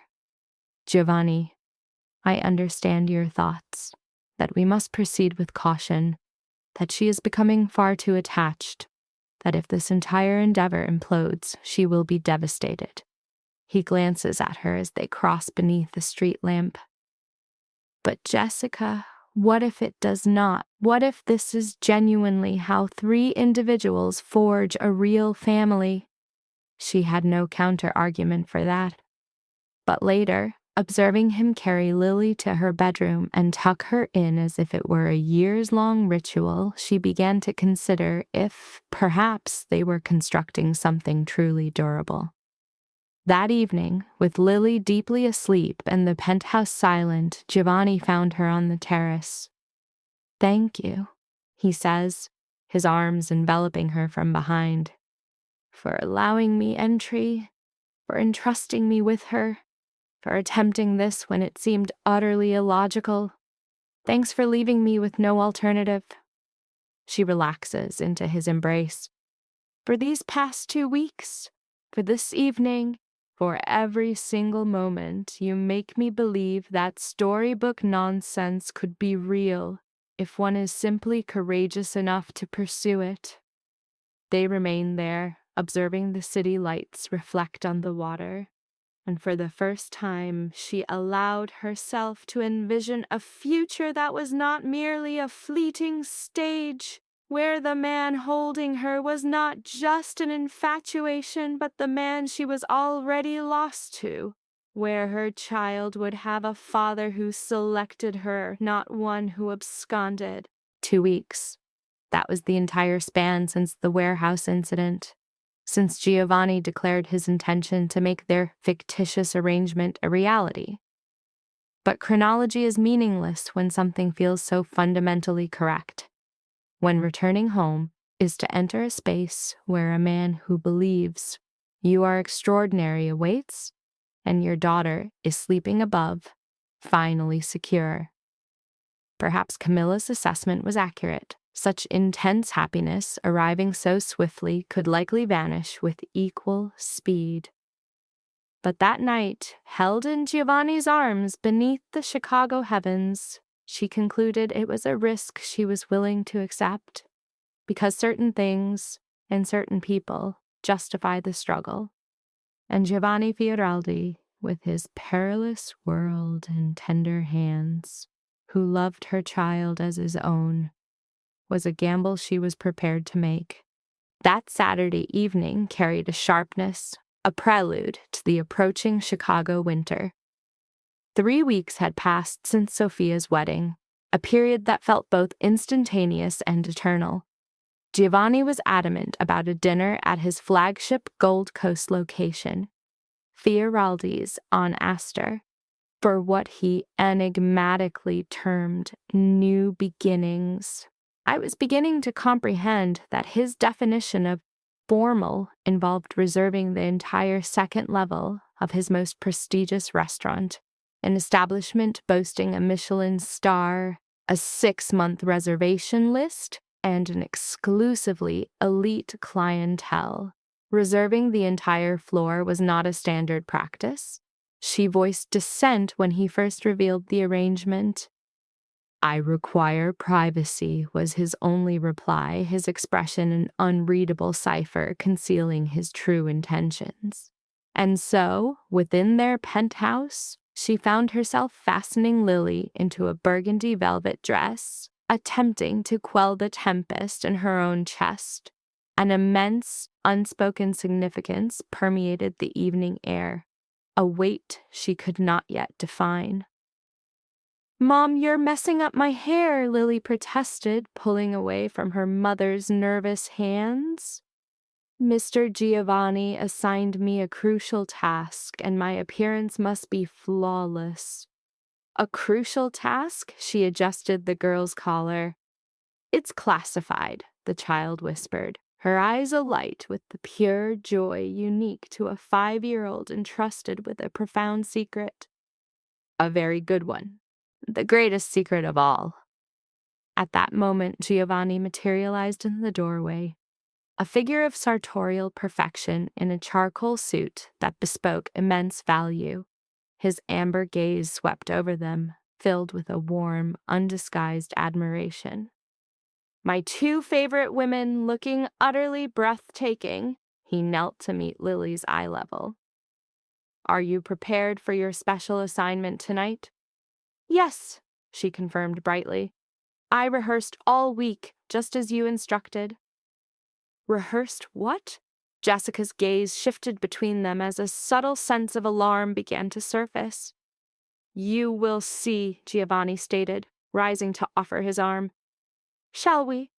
Upon their arrival, the restaurant was a jewel box of luminescence. its warmth spilling onto tables set with crisp white linens and crystal that captured light like frozen stars. The second floor, however, their exclusive domain for the evening, had been utterly remade. Glimmering lights were threaded through the exposed brick, while candles flickered on every available surface. At its center stood a long table appointed for 15 guests, each place designated by a name penned in elegant, ornate calligraphy. Her family was already present. Her parents stood near the windows, her father gesturing toward the Chicago skyline as her mother watched with an expression of profound, uncharacteristic serenity. Lauren and Daniel conversed with Sophia and her new husband. Even Vanessa had come nearly 9 months pregnant, appearing fatigued yet present. Jessica. Sophia enveloped her in an immediate, powerful embrace, radiating the distinct bliss of a newlywed. "I am so relieved you are here. Giovanni indicated tonight was of great importance." "In truth, I have no idea what this is about," she confessed. "That's because you're famously inept at receiving surprises," Lauren interjected, placing a kiss on her cheek. "Simply embrace it and enjoy yourself. Knowing him, it will be monumental." Then Camilla emerged from the kitchen, an utter shock. "You did not believe I would miss this, did you?" she asked, holding her in a tight hug. "Giovanni called me 3 days ago and essentially commanded my presence. It feels as though the entire world is conspiring against me," Jessica murmured, unable to suppress a smile. Franco and his wife Maria, whom she had met only on a few occasions, were the final arrivals. He gave Giovanni a swift, meaningful nod before they took their seats. "If everyone would please be seated," Giovanni declared, his voice assuming a natural authority. "We have much to commemorate this evening." The dinner that followed was an extraordinary affair, each course presented and detailed by Giovanni, who transitioned seamlessly between the roles of host and proprietor. He had seated her at the head of the table, flanked by himself on her right and Lily on her left. Surrounded by her family, the room filled with a sound of laughter that felt entirely genuine. During the main course, her mother leaned closer. "Giovanni, this is simply magnificent. Jessica is so fortunate to have found a man of your caliber." "No, I am the fortunate one, Mrs. Reed." His hand located hers beneath the table. "Your daughter serves as a daily reminder that being a catch is meaningless without someone to share it with." Her father, who had remained mostly silent, finally spoke. "You are good to her, to both of them. That is all a father could ever request." That simple gesture of paternal approval nearly caused her to choke with emotion. After 5 years of viewing her life as a catastrophe, he was finally accepting them. All of them.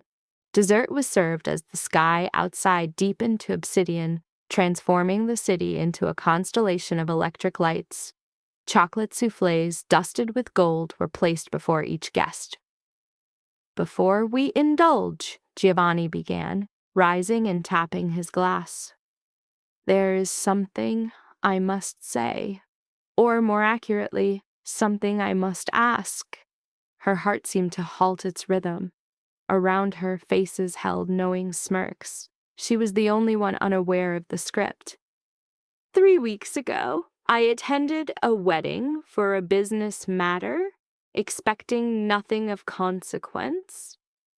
His eyes found and held hers. Instead, I discovered Jessica concealed at a solitary table, attempting to be invisible when she deserved to be elevated on a pedestal. He moved to stand directly beside her. "I proposed a deal, a complete fabrication to preserve appearances for us both." and Jessica, being the intelligent and courageous woman she is, consented. We danced, we performed, we played our designated roles. Lily giggled beside her, a co-conspirator in the grand secret. But somewhere between that dance and this moment, the pretense simply dissolved. The arrangement evolved into a genuine relationship, and I fell irrevocably in love with a woman who works 12-hour shifts saving children, who raises an incredible daughter with a smile, and who informed a mob boss he could not intimidate children in her city. By now, tears were streaming unchecked down her face. Giovanni dropped to one knee, producing a velvet box from his pocket. Jessica Reed, I am no longer offering you a counterfeit contract. I am offering you everything that is real. My entire world, my heart, my name. I am offering you a life where you are never invisible, where you are honored every single day.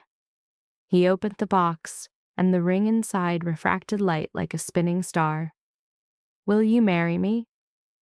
The room fell into a profound silence, as if every person held their breath. All attention was fixed on her. Say yes, Mom, Lily Whisper yelled, bouncing in her seat. Say yes, so I can perform my special duty. A few laughs rippled through the room, breaking the intense stillness. She looked at this man, who in 3 weeks had become her unwavering anchor. The man who made her daughter pancakes and faced down criminals, all while regarding her as if she were the cosmos itself. Yes, the word escaped, thick with emotion. Of course, yes. Giovanni guided the ring onto her finger, a perfect fit, then drew her to her feet for a kiss as the room erupted in celebration. When they parted, Lily was pulling at his sleeve. Now is it time? It is time, he affirmed, lifting her onto a chair for all to see. She retrieved a velvet pouch from her small purse and withdrew 2 simple gleaming gold bands. Behold, the wedding rings, she proclaimed. Mr. Giovanni made me the ring warden, and I am holding them to show everyone this is legitimate and I am secured in this family forever. She handed them over with a solemnity that only a 5-year-old can truly command. The room broke out once more in laughter and deeply felt applause. Forever, Giovanni echoed, his gaze fixed on Lily with a love so profound it was almost painful to witness. You are both bound to me now. The remainder of the evening became a haze of champagne, and her mother insisting she was not crying through a tear-streaked face. Lauren seized her in a hug so fierce it stole her breath, saying she had never witnessed her so happy. Sophia and her husband instantly offered their assistance in planning the entire event. Then Vanessa approached, a hand resting on her stomach. I was not being facetious, she said quietly. I am truly happy for you. Tyler is... She hesitated, seeking the right words. Tyler is simply Tyler, but Giovanni exists on a different plane. You had better hold on to him. I will, she vowed. But seriously, how are you? Exhausted, pregnant, and reevaluating every life decision I have ever made, she replied with a grim smile. But that is a different narrative. Tonight is about you finally receiving everything you are owed. As the lights of Chicago glittered like fractured diamonds below, she stood on the restaurant's terrace with Giovanni, a world removed from the celebration inside. There, Lily danced with Franco, her laughter a clear note on the October air. 3 weeks, she mused. An eternity had seemingly passed since she was at a wedding, mired in self-pity. Now she was betrothed to a man she was certain she had loved since their first stilted dance. A connection at the soul's deepest level. He encircled her from behind, a silent promise. My mother believed in that, he murmured, that fated souls recognize each other instantly. Your mother would have adored this. Her hands came to rest upon his. The complete package, she affirmed. The beautiful chaos, the complicated history, the single mother with a 5-year-old child. She would have unequivocally loved you. His voice was a raw blend of tenderness and sorrow. And she would have said the most precious things are worth fighting for, especially when they are complex. So what is our strategy? She turned within his embrace to meet his gaze. We plan a wedding, he began. Determine how to merge my tumultuous world with your structured one, and inform Lily, her new father not only owns restaurants, but also conducts meetings with very influential men. One day at a time, his kiss on her forehead sealed the pact. We are going to construct something authentic from the pretense where we began. We will prove that fairy tales can emerge from the most unlikely soil. Inside, the music shifted.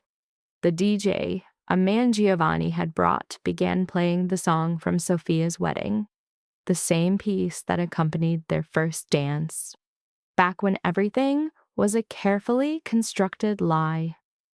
Dance with me, Giovanni said, extending his hand just as he had 3 weeks prior at table 12.